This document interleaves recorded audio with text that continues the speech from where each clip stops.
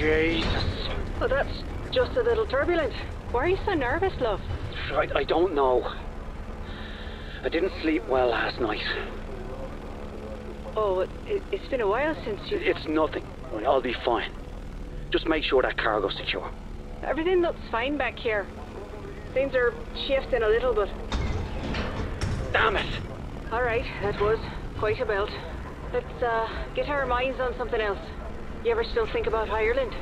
It's 30 years since I've been there, Leonor. I don't remember anything. Don't be daft. Tell me a story about when you were a little boy. All right. Did I ever tell you about the time I stole a box of sweets? No, you haven't. I was maybe 7 or 8. I was at the corner store with me dad. He gave me enough money for 1 box.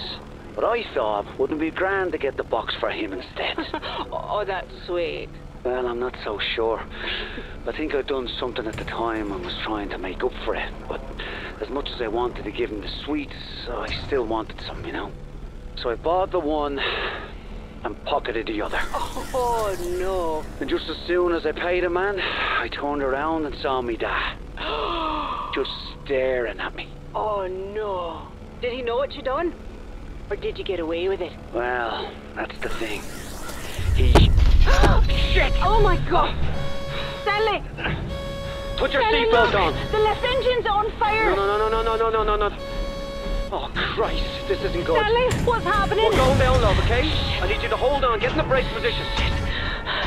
No. Shit. Leonor! Stanley!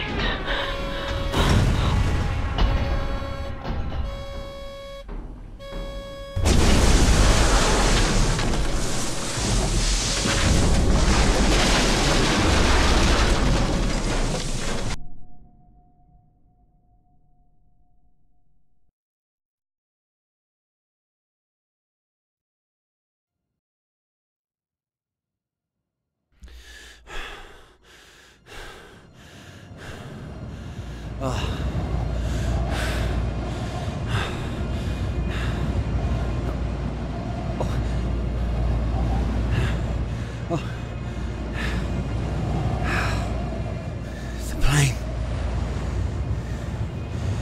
Leno.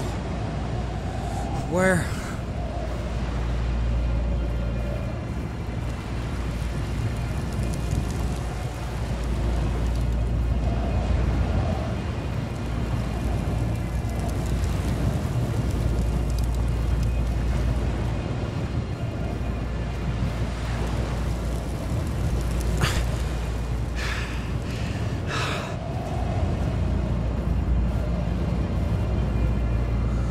Leonor, where are you, love?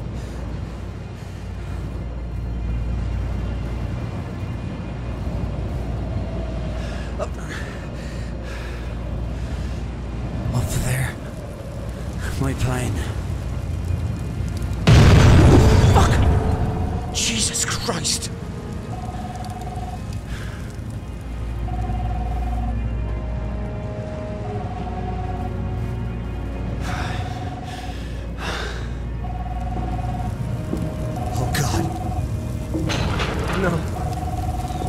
Leonor!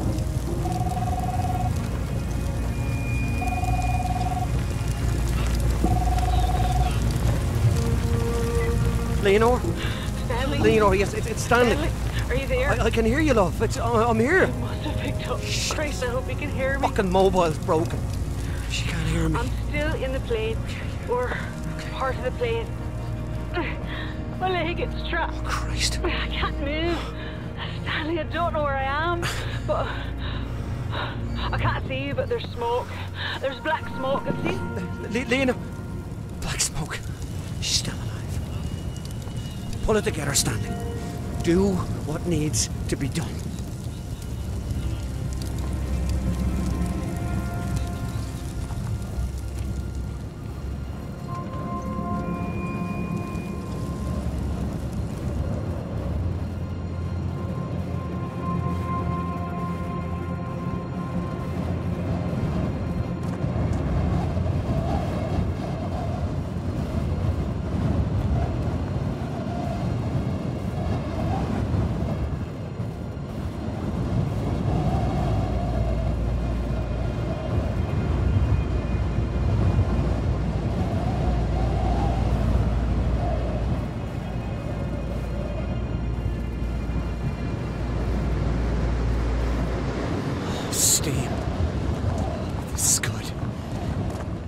to stay warm.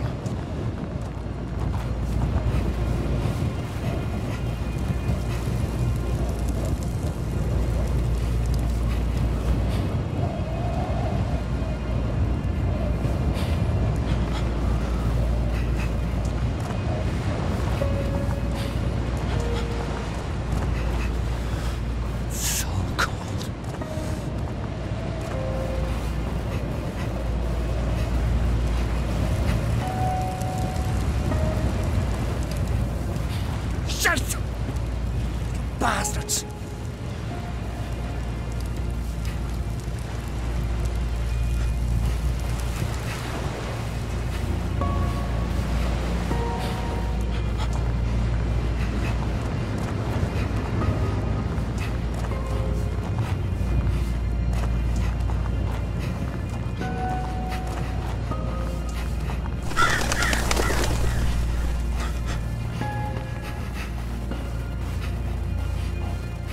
What is this? I was afraid of this. I knew from the moment I saw Stanley clutching that tiny body in his arms that the nightmares would come back. They're worse than ever. I can feel Stanley's heart breaking with every shuddering breath. I heard him say, "Don't go." Is he talking to me? I'll never leave him.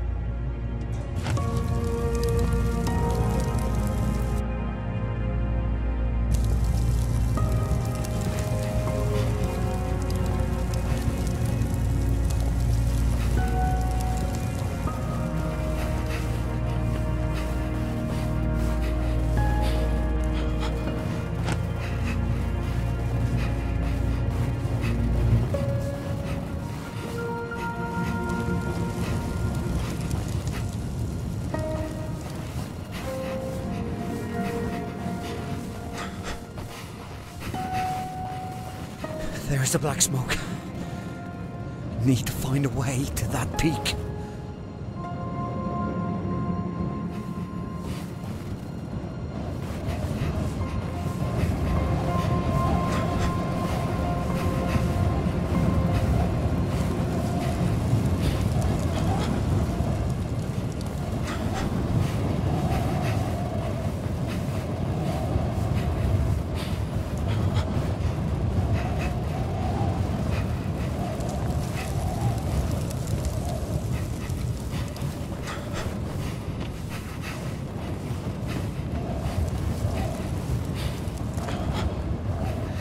It's too dark. If I get lost in there, I'll never get out.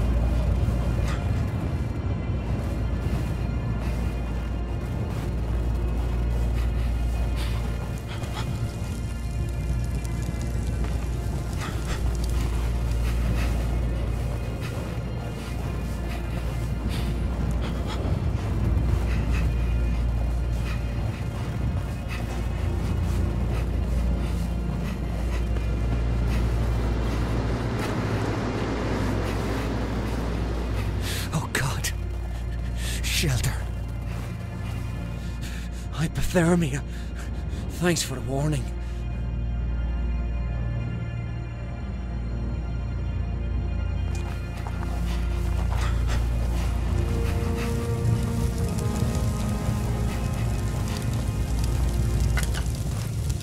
Oh, thank God this torch still works.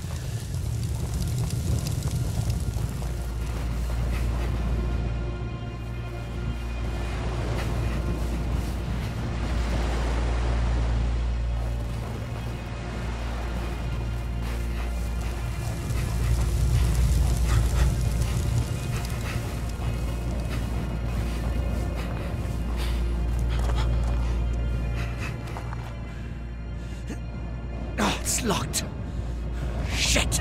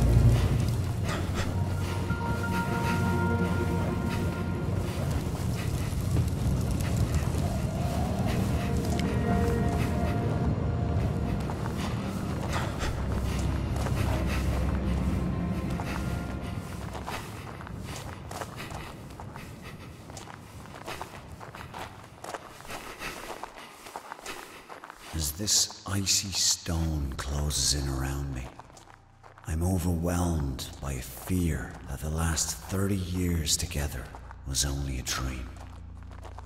That I'm still trapped, still locked away in the dark. As I cross this godforsaken island to find you, every agonizing step reminds me that the dream is over. But the pain reminds me that I'm still alive. And as long as I live, there is hope. Leonore, I will find you. I will find you.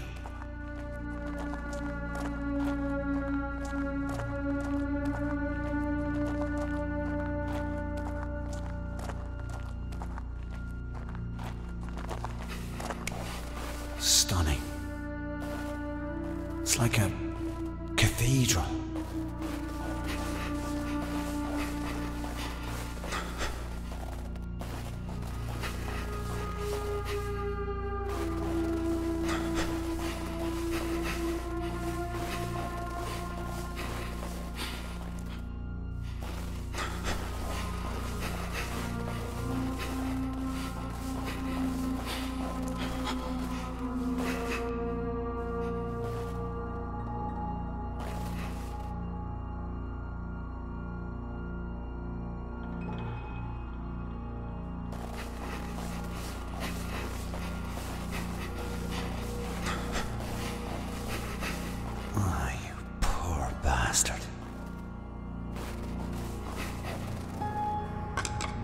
They won't stay trapped in this cave.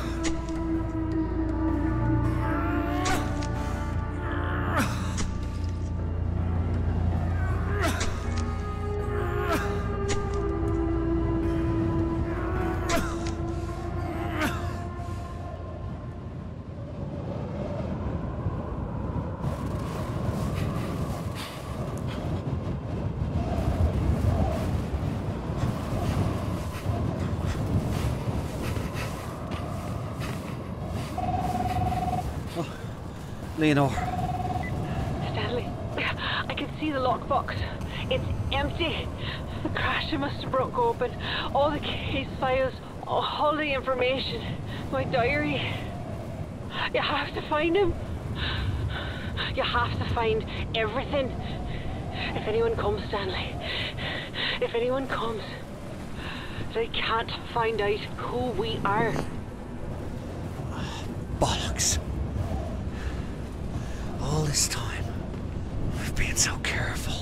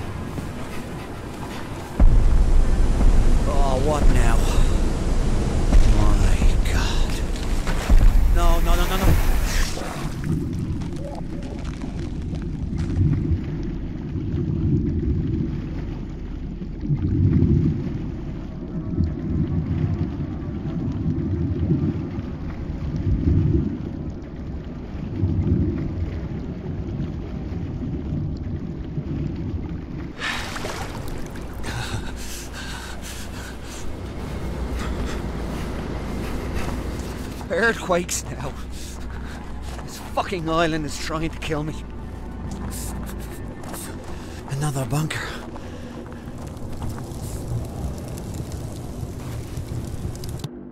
I can't stop thinking about the dream. We were flying in the plane, but I wasn't afraid. I was giddy with excitement because we were flying back to Ireland. Stanley dove the plane so fast I could feel my stomach floating, and we were laughing like we haven't laughed in ages.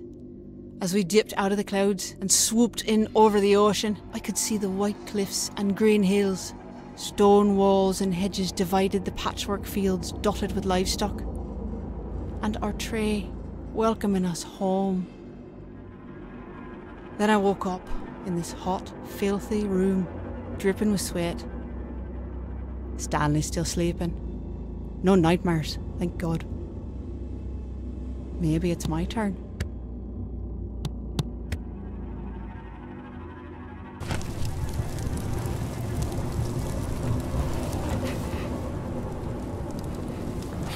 Shit.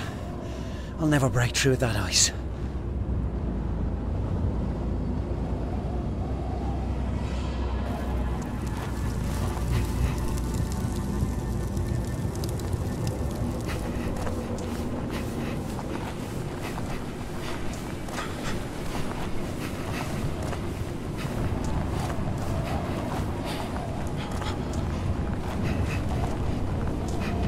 Thin ice. I've got to be careful.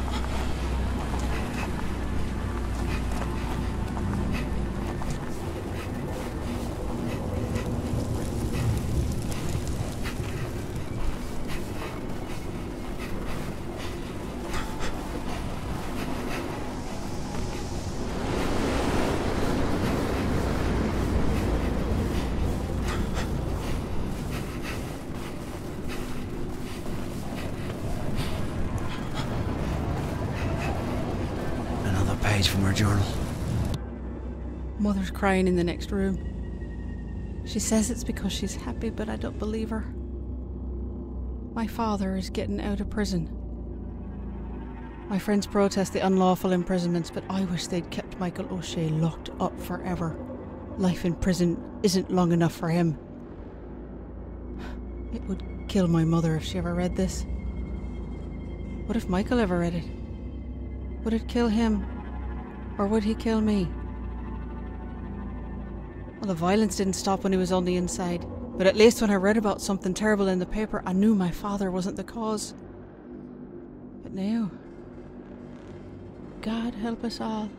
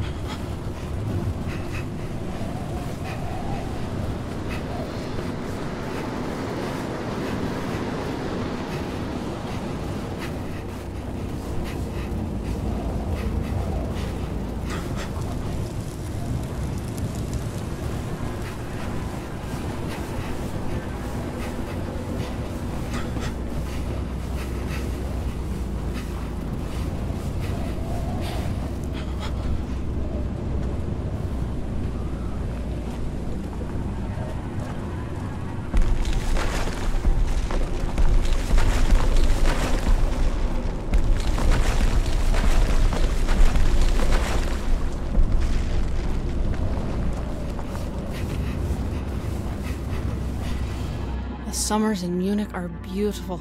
The palazzas are full of tourists, so Stanley and I blend right in.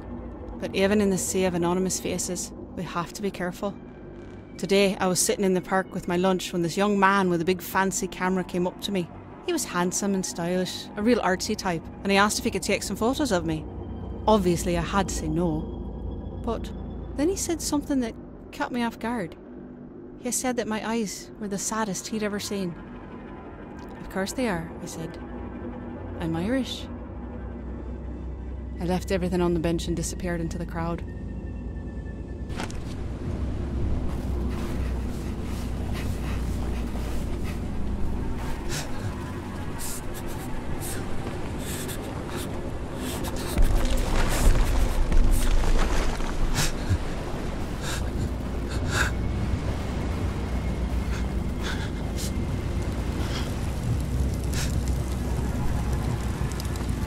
Mother begged me not to go, but I assured her it was a peaceful rally.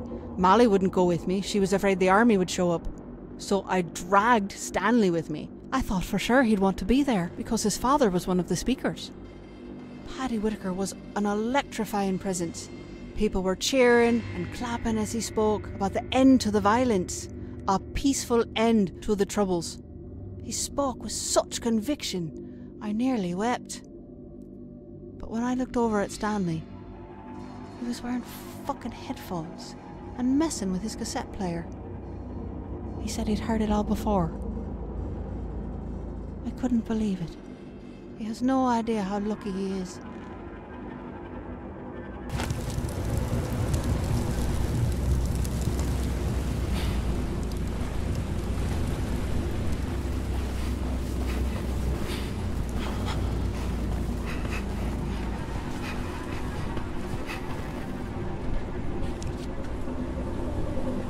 First the shelter, now this lock.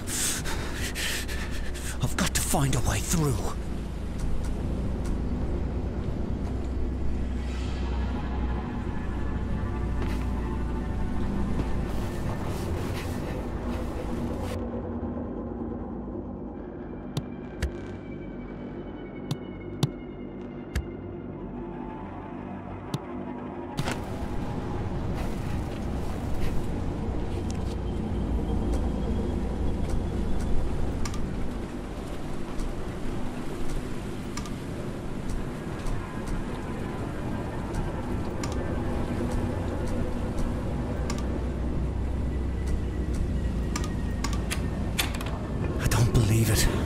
Those numbers from the journal.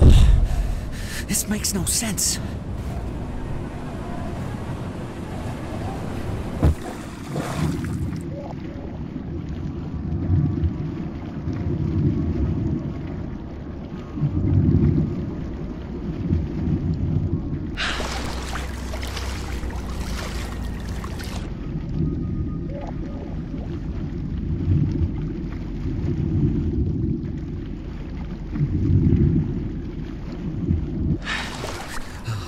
Still alive.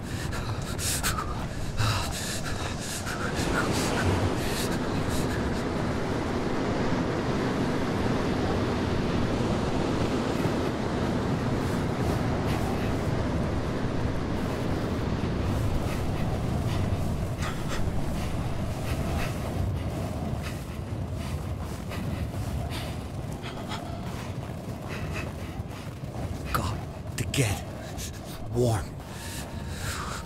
Got to get warm. Oh, this valve. Maybe.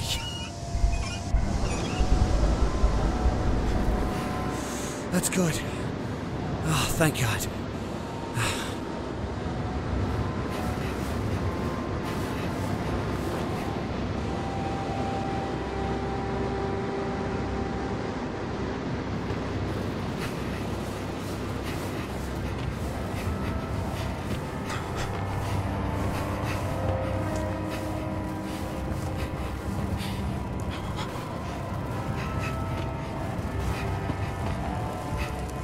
I don't know what's wrong with that man. Stanley came into Rory's pub tonight, sweaty and out of breath. His eye was swollen, his lip was bleeding, and he looked as proud as a peacock. He and one of his no-good mates went messing into East Belfast to stir up trouble. Stanley had the brilliant idea to spray the Story Plough over a Unionist mural, but they got caught by some locals and they got into a scrap. Rory thought that was a gas and bought Stanley a pint. I told Stanley he was an idiot. What if he'd been caught by the guard or the UVF? They'd have bloody killed him. But he was just too proud of himself to listen.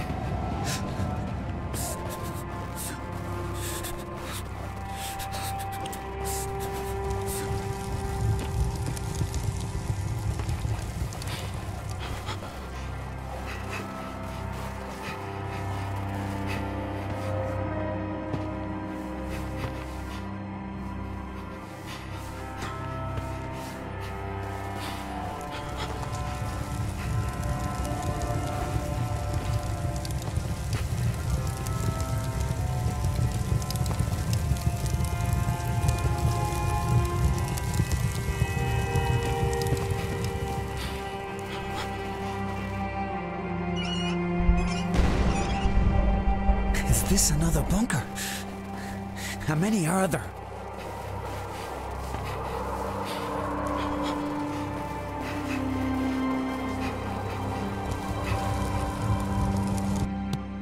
Stanley can still surprise me, even after all this time.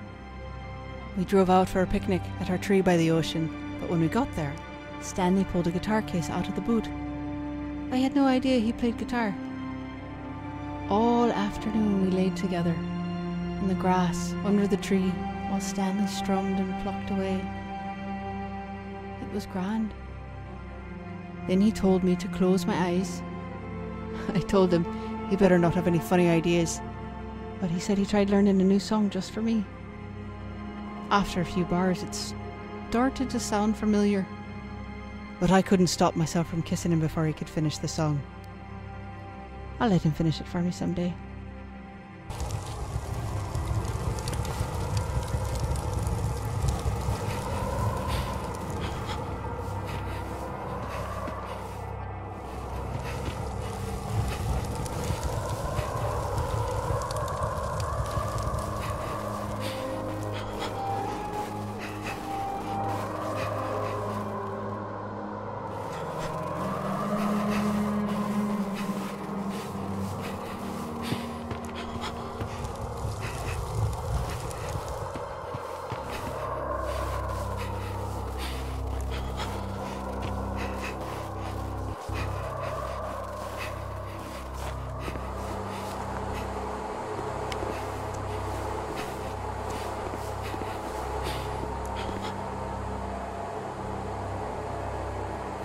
You've got to be kidding me.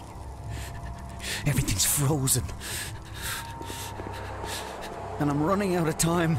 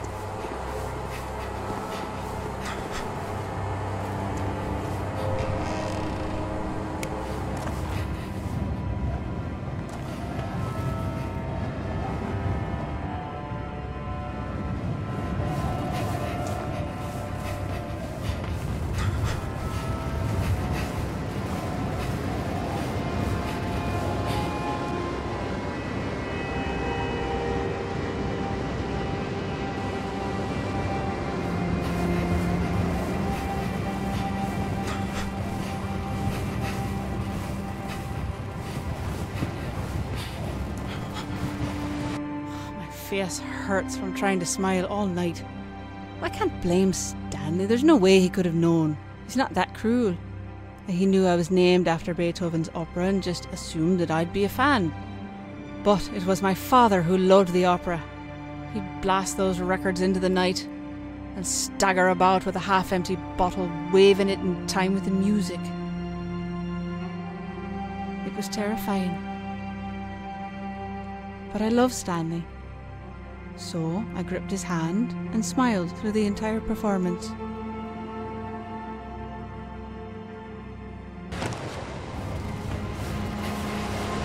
These pipes, they must all be connected.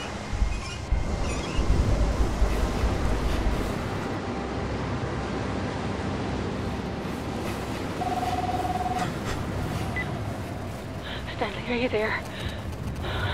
Oh, it's so cold. I can't stop shivering. My leg, it's gone numb. At least it doesn't hurt anymore.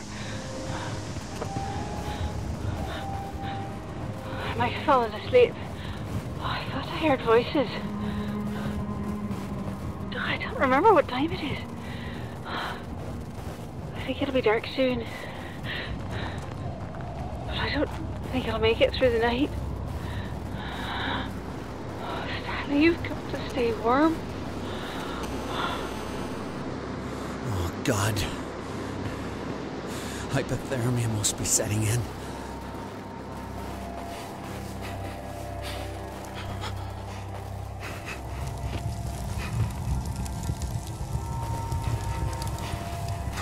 Oh, shit! Hail! Hail's too strong. Can't get through.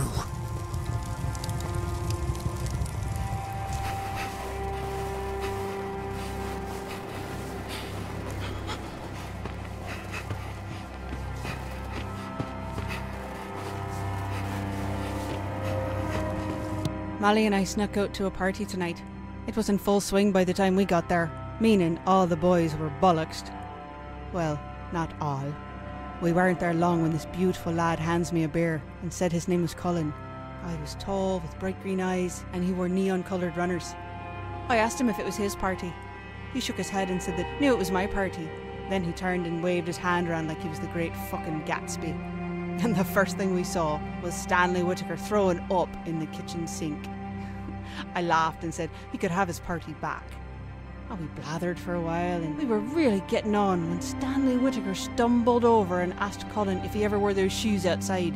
And before I could tell him to fuck off, Stanley asked Colin if he knew I was the daughter of Michael O'Shea. I felt my legs go numb. Colin couldn't get away from me fast enough.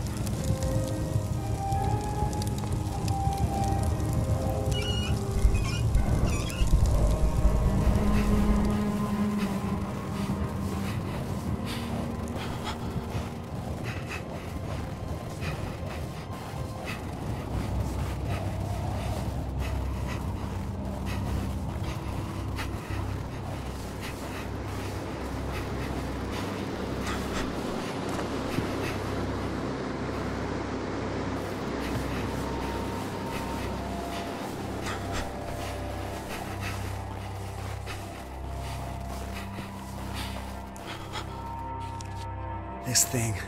Christ, I hope it's big enough to protect me.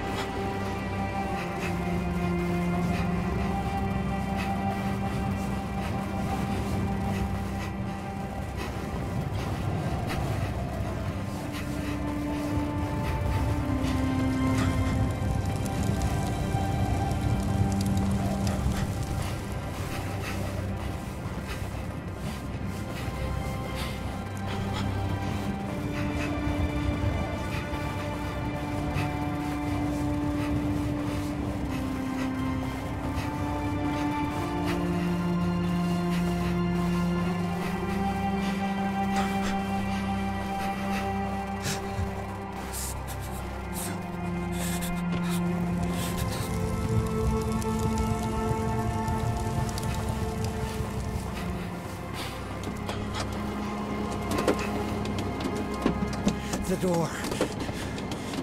It's working. Kiss my arse, fucking island.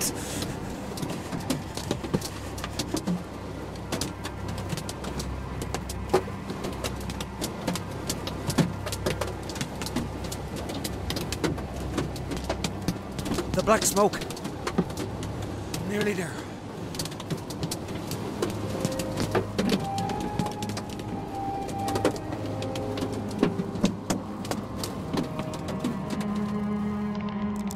Oh no!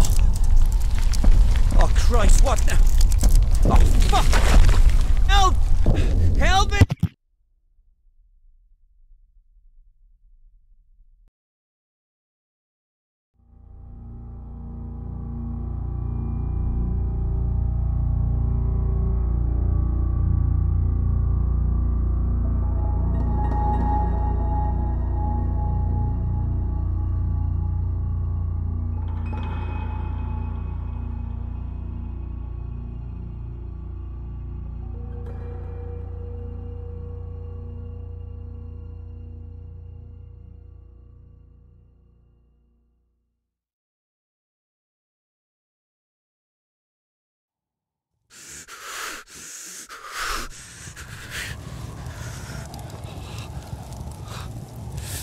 No.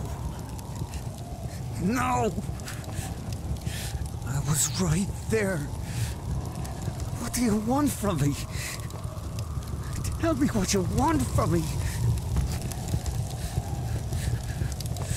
Pull it together, Stanley. The sooner you find Leonore, the sooner you can get her off this fucking island. Just find her.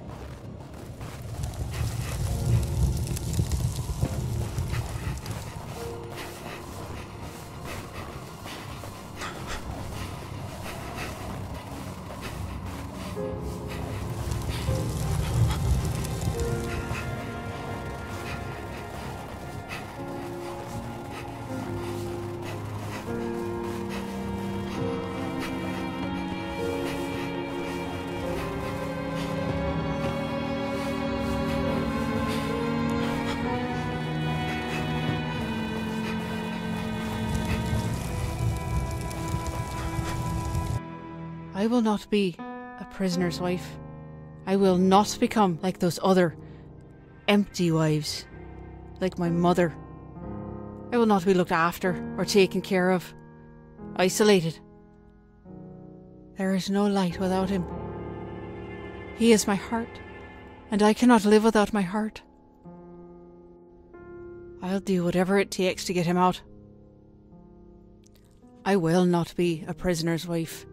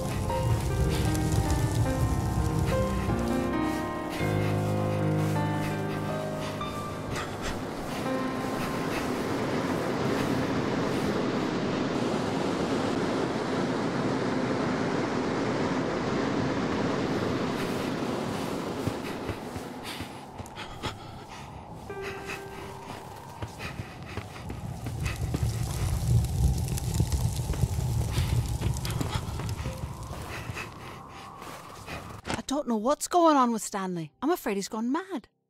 Tonight I was waiting for him at Rory's pub. Rory was complaining about his fucking hand again. When Stanley finally showed up, he looked white as a ghost.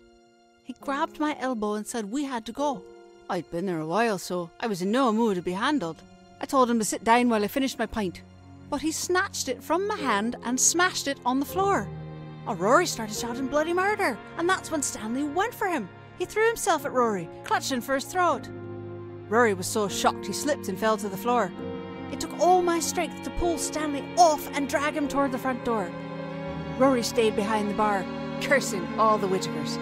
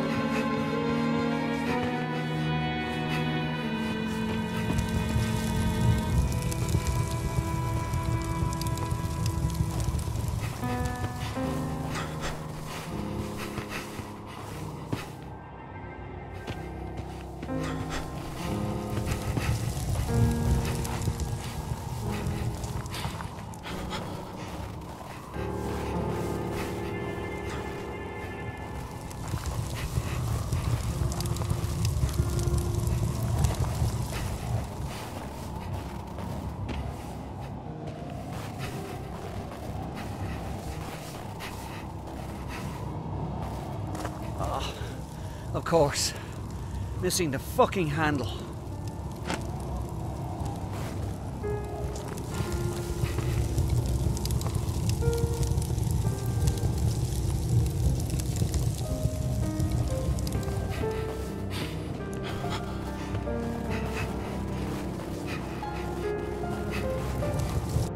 So many funerals today. I was with Stanley at his father's funeral. There was quite a crowd of people. I told Stanley his father would be proud of the turnout, but he said Paddy would just want to make a speech. The police were watching the crowd, but they didn't bother anyone. They were hidden, but I spotted them straight away. I had to help Stanley write the eulogy for Paddy, but when it came time to read it, he couldn't speak. He gripped the sides of the lectern so hard I feared it would splinter in his hands. Finally, Stanley said Paddy was the speechmaker, but he wasn't enough like his father to do him justice. He just folded up the speech and left in silence.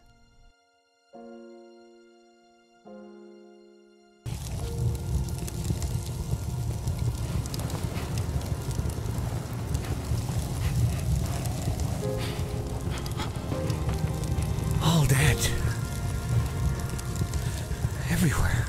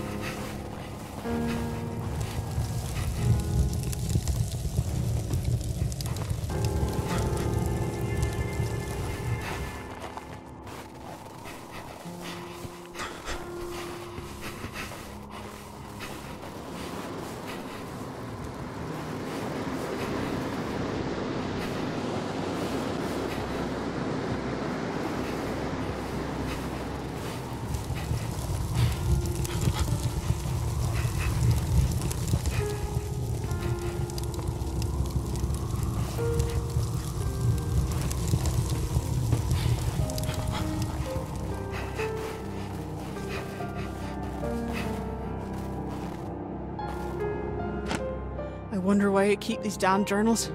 There are so many things I wish I could forget. Today at the school site, my senses were filled with the buzzing of insects and the smell of the jungle. But then, all at once, I thought I was back in Belfast. The air rocked with a heavy thud of a bomb exploding. Stanley took off in a dead run towards the sound. A cow had set off an old landmine, and there was a man at the edge of the field shouting for everyone to stay back. But Stanley, he charged past him, splashing into the mud. I wanted to stop him. My voice froze in my throat when I saw Stanley lift the tiny body out of the grass. The boy's name was Udom. He had been walking with the cow. Udom's father collapsed as Stanley gently passed the boy to him. Udom's father kept apologising over and over for not protecting him from the evils brought to this village.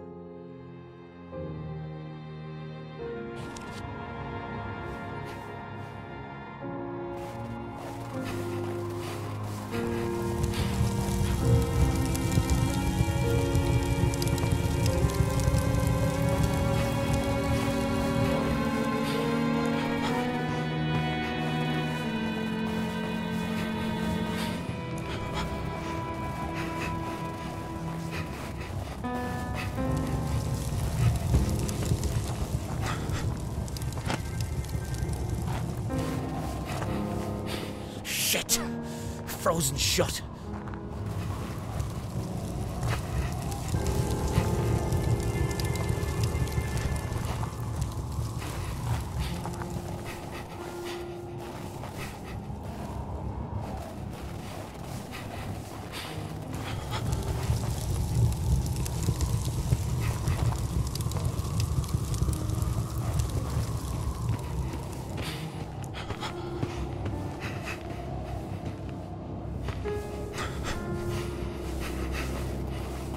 I'm lost. Leonor, please call. Let me hear your voice.